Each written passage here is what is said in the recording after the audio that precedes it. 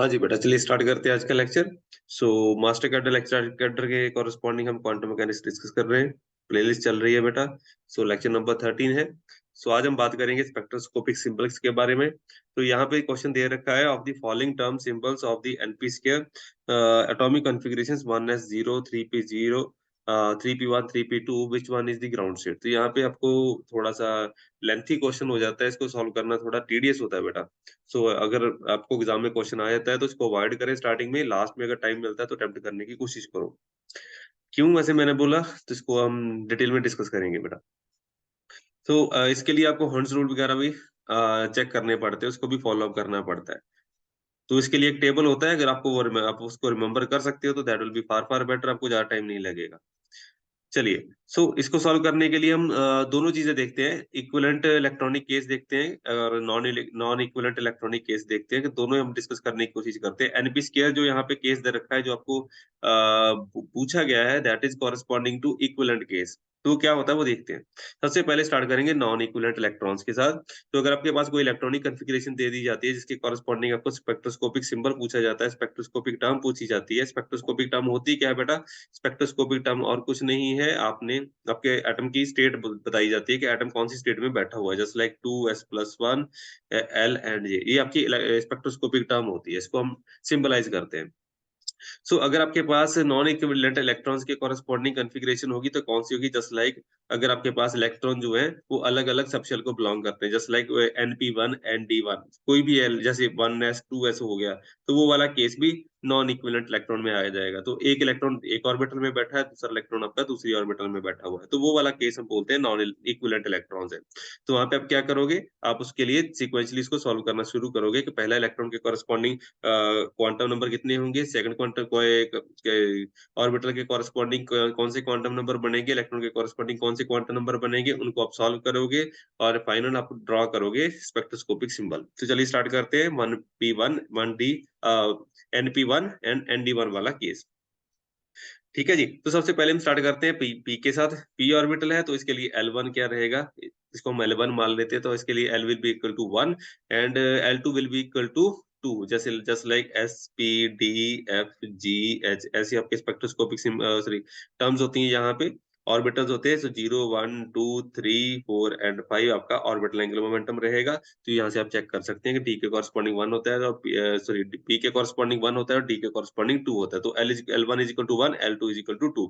अब total angular momentum, अब इन तो क्वांटम मैकेनिकली हम क्या निकालेंगे, it will B L1 plus L2 से लेके L1 माइनस L2 निकलेगा। तो इसका जो आंसर आएगा that will be equal to, इसकी रेंज आएगी 3 to 1 के कॉरेस्पॉन्डिंग। अब हमारे पास दो इलेक्ट्रॉन्स हैं, एक इलेक्ट्रॉन पी में बैठा है, दूसरा डी में बैठा है, तो दोनों के कॉरेस्पॉन्डिंग स्पिन एंगुलर मोमेंटम क्या रहेगा, 1/2। उसके कॉरेस्पॉन्डिंग आपके पास S2 क्या रहेगा, 1/2। दोनों का सम करेंगे और दोनों को माइनस करेंगे तो आपके पास रेंज बनेगी 1 and 0 की। तो यहाँ पे आपको स्पेक्ट्रोस्कोपिक टर्म टर्म आप डिजाइन कर सकते हो आप।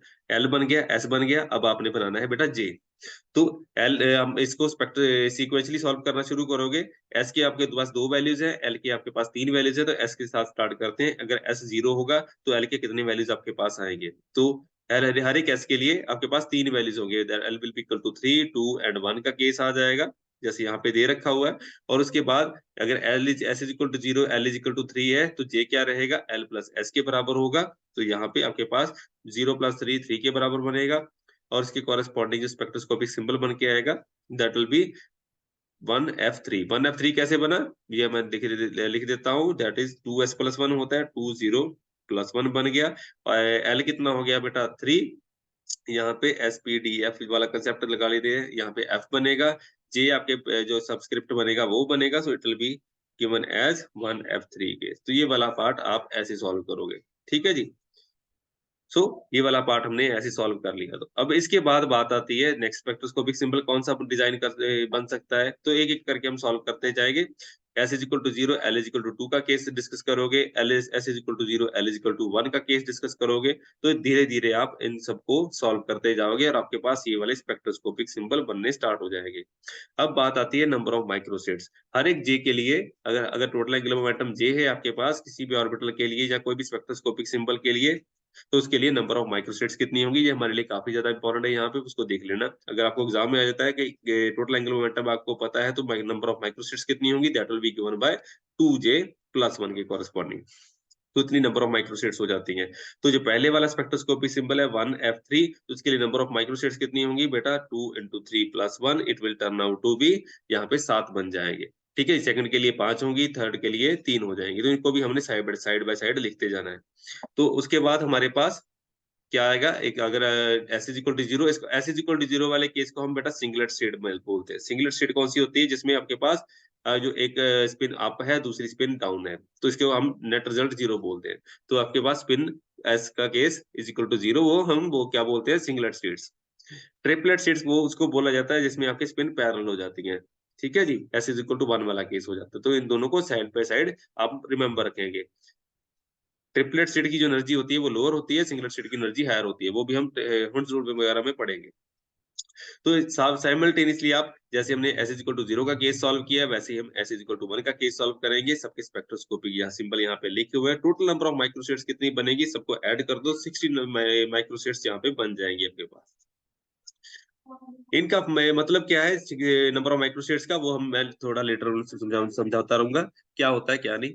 So total number of terms = 12 यहाँ पे हमारे पास आते रहेंगे।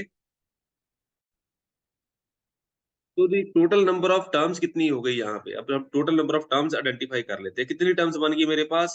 1 हो गया, 2 टर्म्स हो गई, 3 हो गई, यहाँ पे कितनी हो गई बेटा? 3 टर्म्स ये हो गई। 4, 3, 2 के कॉरेस्पॉन्डिंग कितनी टर्म्स बन गई बेटा? 3 इनके पास हो गई, 3 इनके पास हो गई, यहाँ पे 3 इनके पास हो गई। तो टोटल नंबर ऑफ टर्म्स यहाँ पे आइडेंटिफाई कर सकते हो बेटा। ठीक है जी, तो ये सब टर्म्स आप धीरे-धीरे एडजस्ट कर सकते हो। ठीक है जी, तो ये चीज़ हम देखते जाएँगे। टोटल नंबर ऑफ टर्म्स कितनी होंगी इसमें? चलिए, अब हम इसको आगे लेके चलते हैं बेटा। सो टोटल नंबर ऑफ माइक्रोसेट्स कितनी होगी? इन टोटल नंबर ऑफ माइक्रोसेट्स को कैलकुलेट करने के 2 तरीके हैं बेटा। एक तो हम कॉम्बिनेशन से निकाल के देखते हैं। जैसे NP1 वाला केस हो गया, ND1 वाला केस हो गया। ये थोड़ा-सा मैंने एक चीज़ गलत लिख दिया, इसको छोड़ रब कर देते हैं, क्या है क्या नहीं। टोटल नंबर ऑफ टर्म्स कितनी आएँगी? जितनी आपके पास स्पेक्ट्रोस्कोपिक सिंबल्स बनेंगे। इनको आइडेंटिफाई कर लेना। 1, 2, 3, इसके कॉरेस्पॉन्डिंग 3 ये बन गए, 3 ये बन गए, 3 ये बन गए। 3, 3, 6, 3, 9, 3, 12, 12 ही बने। ठीक है बेटा, मैंने कन्फ्यूज़ हो गया था। चलिए, so for NP and ND case हमारे पास कॉन्फ़िगरेशन है, तो पी के कॉरेस्पॉन्डिंग कितने ऑर्बिटल होते हैं बेटा? 6 ऑर्बिटल होते हैं। तो इसकी कॉरेस्पॉन्डिंग हम इसको जैसे एडजस्ट कर सकते हैं। किसी भी एक ऑर्बिटल में कितने स्पिन अप आ सकता है, स्पिन डाउन आ सकता है, जैसे पीएक्स, पीवाई, पीजेड होता है, तो उसके कॉरेस्पॉन्डिंग 3 बनते हैं, तो 3 के कॉरेस्पॉन्डिंग हम कितने लिखेंगे बेटा? 3 नहीं लिखेंगे, यहाँ पे 6 लिखेंगे। बिकॉज़ अपने सब सारे कॉम्बिनेशन चेक करने हैं। तो यहाँ पे 6C1 आएगा, और जो डी ऑर्बिटल है उसमें कितने ऑर्बिटल होंगे बेटा? 10, उसमें से हमने 1 चूज़ करना है, बिकॉज़ एक ही इलेक्ट्रॉन है दोनों स्टेट्स में। तुम्हारे पास इसके कॉम्बिनेशन चेक करोगे तो 60 आएँगे। तो नंबर ऑफ माइक्रोस्टेट्स बनाने के 2 तरीके हैं आपके पास। एक हो गया कॉम्बिनेशन वाला केस, एक आप यहाँ से भी बना सकते हो। 2J+1 जो पहले पहले देखा था, वो वाला कॉम्बिनेशन भी आप चेक कर सकते हो। और नंबर ऑफ माइक्रोस्टेट्स जैसे यहाँ पे दे रखा है 2s+1, 2 into 2s2+1, 2l1+1, इसको डीजेनरेट स्टेट्स बोला जाता है। इसको डीकपल्ड स्टेट्स के कॉरेस्पॉन्डिंग कैलकुलेशन बोली जाती है। तो ये डीकपल्ड स्टेट्स वाला काम हो गया। मतलब कपलिंग नहीं आपने इंक्लूड किया, आपने सब कुछ सेग्रीगेट करके उनको मल्टीप्लाई कर दिया। सो 2s+1, 2s2+1, 2l+1, 2l2+1, तो सबको मल्टीप्लाई करोगे, रिजल्ट बनाओगे, तो नंबर ऑफ माइक्रोसेट्स सेम ही रहेगी। तो नंबर ऑफ माइक्रोसेट्स निकालने के 3 तरीके मैं आपको सिखा रहा हूँ। जैसा भी आपको इन्फॉर्मेशन अवेलेबल हो, वहां से आप इन्फॉर्मेशन निकाल सकते हैं। तो वो वाला क्वेश्चन बहुत बार देखा जाता है आपके मास्टर कैडर, लेक्चरर कैडर, या कोई भी ऐसा आपके पास कॉम्पिटिटिव एग्जाम है, आपको नंबर ऑफ माइक्रोसेट्स निकालने डायरेक्टली पूछ ली जाती है कितनी माइक्रोसेट्स होंगी। तो ये अब हमने स्पेक्ट्रोस्कोपिक सिंबल्स निकाल लिए बेटा, कितने हो गए? 12 सिंबल्स हो गए हमारे पास। तो उनमें से कौन सी ग्राउंड स्टेट बनेगी? सबसे पहले देखते हैं हुंड्स रूल वगैरह क्या होगा। तो ये बहुत इंपॉर्टेंट है, इसके बिना आप इस क्वेश्चन को सॉल्व नहीं कर पाओगे। सबसे पहले हम देखते हैं एस। जैसे हम ऊपर से नीचे को स्टार्ट करते हैं, हमारे पास स्पेक्ट्रोस्कोपिक टर्म्स कैसी होती हैं? ये वाली। तो हमारे पास क्या है बेटा? यहाँ पे 2s+1, सबसे पहले s को देखा जाता है। जिसका total angular momentum, spin angular momentum ज्यादा होगा, वो स्टेट लोअर होगी। और उसके बाद अगर s भी सेम हो गया, दो टर्म्स के कॉरेस्पॉन्डिंग, अगर उसके बाद देखा जाता है l के total angular momentum, sorry orbital angular momentum जिसका ज्यादा होगा, तो उसमें उसको हम लोअर मानेंगे। अगर वो भी सेम हो जाता है तो स्पेक्ट्रोस्कोपिक सिंबल के कॉरेस्पॉन्डिंग तो हम जे को देखते हैं, टोटल एंगुलर मोमेंटम को देखते हैं। इसमें दो रूल होते हैं, अगर आपके पास लेस देन हाफ फिल्ड वाला शेल है तो उसके corresponding J minimum will be having the lower state. अगर आपका शेल हायर है, मतलब शेल की जो शेल की एनर्जी जो और number of electrons in the shell है is more than half filled, तो उसके लिए जे मैक्सिमम क्या होगा, वो इट विल बी लोअर। मतलब अगर लोअर देन, अगर आपके पास यहाँ से मैं यहाँ पे दिखा देता हूँ आपको, अगर आपने ढूंढना ही हो कि इस पे इन स्पेक्ट्रोस्कोपी टर्म्स के कॉरेस्पॉन्डिंग ग्राउंड स्टेट कौन सी बनेगी एटम की, लोएस्ट एक्साइटेड स्टेट कौन सी बनेगी, that will be corresponding to this one. तो आपके पास ये देखना पड़ेगा, एफ स्टेट को देखना पड़ेगा। जैसे मैंने आपको देख लिया, सबसे पहले एस टोटल मल्टीप्लिसिटी आप देखते हो, टोटल मल्टीप्लिसिटी ट्रिपलेट सेट की ज्यादा होती है और सिंगलेट सेट की कम होती है। तो सबसे पहले ट्रिपलेट सेट लोअर हो जाएंगे, सिंगलेट सेट ऊपर हो जाएंगे, जैसे मैंने यहाँ पे लिखा हुआ है। तो these are the singlets, these are the triplets. तो सिंगलेट और ट्रिपलेट सेट अलग अलग हो गए जी। उसके बाद हम देखते हैं कि एस को हम हमारे पास अलग अलग हो गए, अब तीनों के लिए एस एस हमारे पास सेम हो गया, स्पिन मल्टीप्लिसिटी सेम हो गई, ठीक है जी। 2s+1 को स्पिन मल्टीप्लिसिटी का नाम देते हैं हम।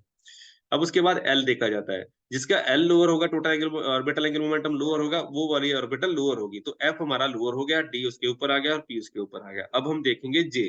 जैसे यहाँ पे जे कितना है बेटा, जे हमारे पास दे रखा है 4 3 एंड 2। तो 4 3 एंड 2 मतलब 3f4 3f3 एंड 3f2, इनमें से कौन सी स्टेट लोअर होगी, उसके कॉरेस्पॉन्डिंग में डिसाइड करना पड़ेगा, हमें देखना पड़ेगा कॉन्फ़िगरेशन कौन सी है। जस्ट लाइक np2 है, सॉरी np1 है, nd1 है, तो shell is less than half filled, तो हमारे पास कौन सी स्पेक्ट्रोस्कोपी टर्म बनेगी, जिसका जे लोअर होगा, मतलब ये वाली स्टेट जो है आपके पास ग्राउंड स्टेट बनाएगी, लोअर स्टेट यही होगी। ठीक है जी, तो इसको हम माइंड में रखेंगे। हॉर्न्स रूल वगैरह नहीं सॉल्व याद रखोगे तो कुछ भी नहीं होने वाला बेटा, इसके बिना आप सॉल्व नहीं कर पाओगे। चाहे आपने सारा क्वेश्चन सॉल्व कर लिया, अगर रूल भूल गए तो खत्म कहानी। उसके बाद हम बात करते हैं इक्विवेलेंट इलेक्ट्रॉन्स की। इक्विवेलेंट इलेक्ट्रॉन वाला केस जो होता है बेटा थोड़ा सा टीडियस होता है, तभी मैंने बोला इसको लास्ट में अटेम्प्ट करना है। अगर नॉन इक्विवेलेंट इलेक्ट्रॉन्स वाला केस आ गया दैट इज ओके, अगर इक्विवेलेंट इलेक्ट्रॉन वाला केस आ गया तो थोड़ा सा टीडियस हो जाता है, इसमें आपको टेबल को सॉर्ट आउट करना पड़ता है।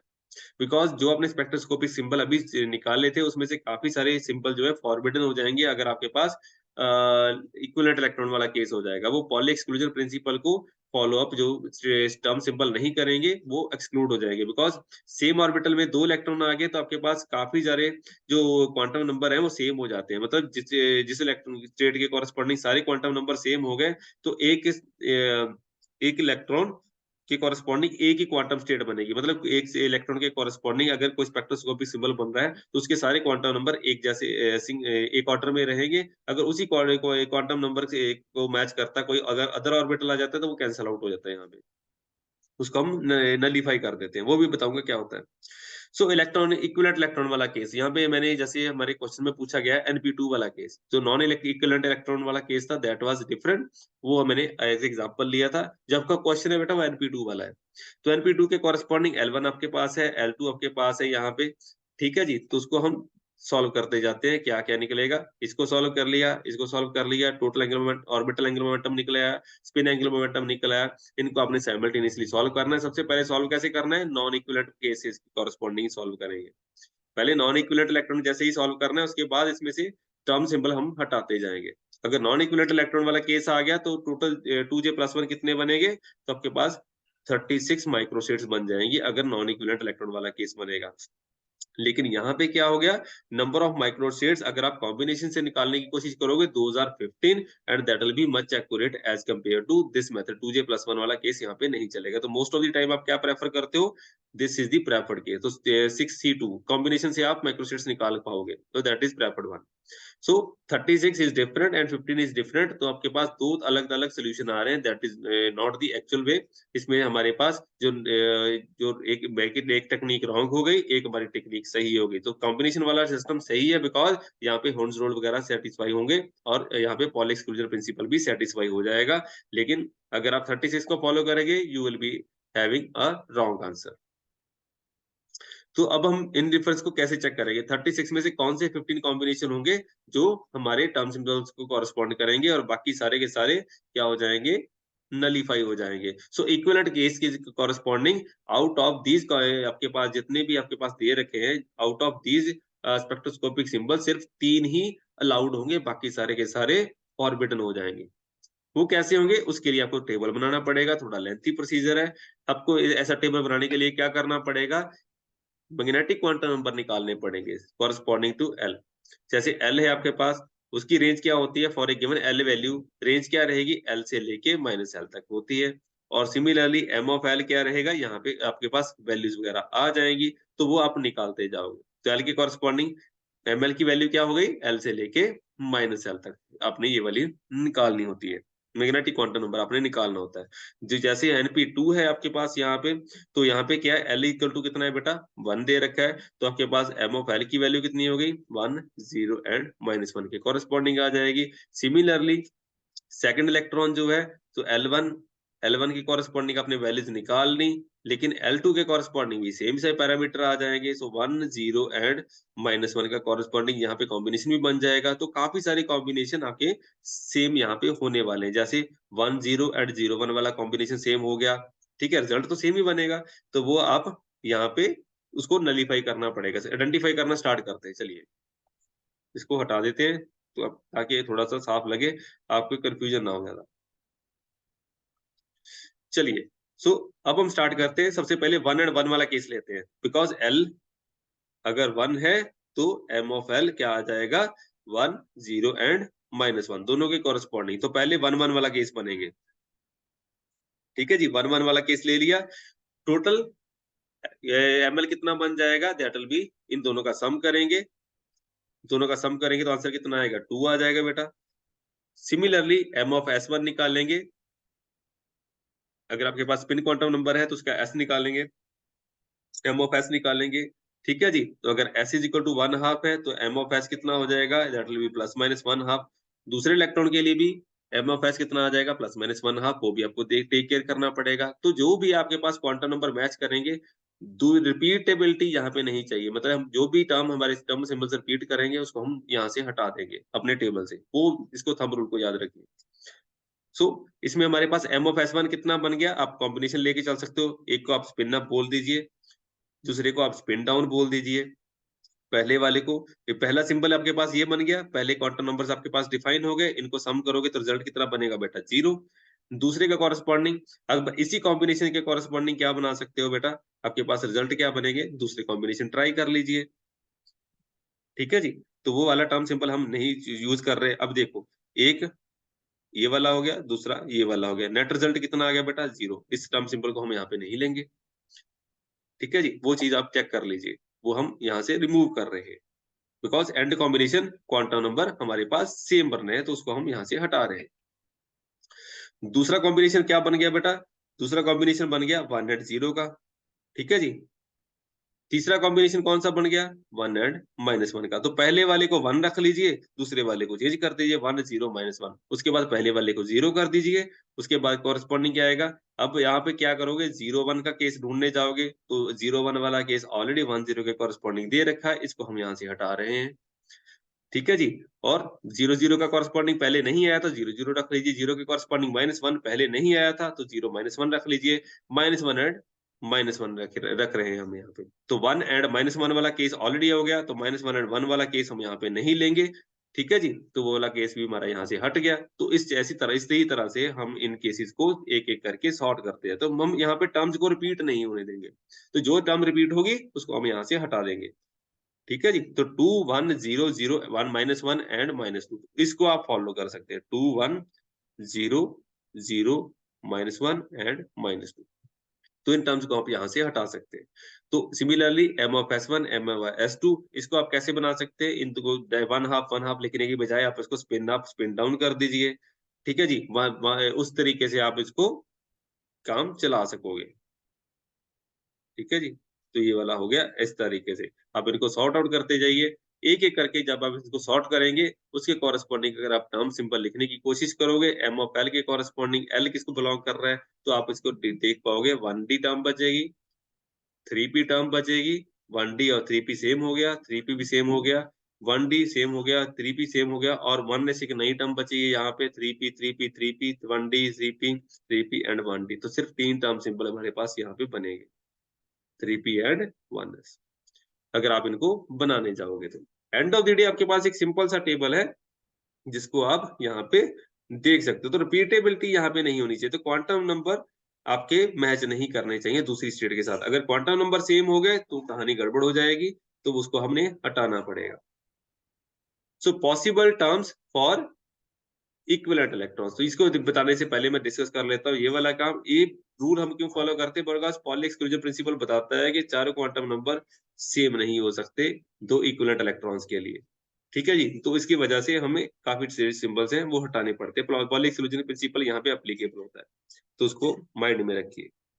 देखने में थोड़ा टेडी से लगेगा लेकिन रूल वही फॉलो होता है। तो आपको ये भी पूछा जा सकता है इक्विवेलेंट इलेक्ट्रॉन्स के लिए कौन सा प्रिंसिपल वैलिड होता है? पॉली एक्सक्लूजन प्रिंसिपल ही यहाँ पे आपको टर्म सिंबल्स देता है जिसकी वजह से फॉरबिडन स्टेट्स बनती है। तो forbidden states poly exclusion principle की वजह से बन रही है यहाँ पे, तो वो अपने माइंड में रखिए। ठीक है जी? एक छोटा सा टेबल अगर आप इसको रिमेंबर रख पाए that will be far far better for you rather than solving whole of the tables. आपको ये वाला काम आसान हो जाएगा। तो एनएस नॉट के लिए कितने स्पेक्ट्रोस्कोपिक सिंबल बनेंगे? एक बनेगा बेटा। एनएस वन के लिए 2s बनेगा, फिर 1s बन जाएगा। ये सिंगलेट का टेबल है, दीज आर ऑल सिंगलेट्स। ये 2p वाली स्टेट्स बन जाएंगी, 3p वाली स्टेट्स बन जाएंगी, 4s वाली स्टेट बन जाएंगे। तो np6 तक यहाँ पे स्टेट्स हम लोगों ने दे रखी हैं। इस टेबल को आप रिमेंबर रख सकते हैं तो फार फार बेटर रहेगा। जैसे np2 वाला केस है, np2 वाले केस के कॉरेस्पॉन्डिंग 3 टर्म सिंबल बनेंगे, 2 सिंगलेट 1 ट्रिपलेट। ये बाकी डबलेट वाला हो गया, ये डबलेट्स हो गए, ये ट्रिपलेट्स हो गए, ये क्वाड्रुपलेट्स हो गए। तो ये आपके पास टर्म सिंबल आ जाएंगे। तो आप देख सकते हो np2 वाले केस के कॉरेस्पॉन्डिंग 3 टर्म सिंबल ही बचेंगे, बाकी सारे कैंसिल आउट हो जाएंगे। np1 वाले केस में एक टर्म सिंबल बचेगा, np नॉट के लिए एक टर्म सिंबल बचेगा।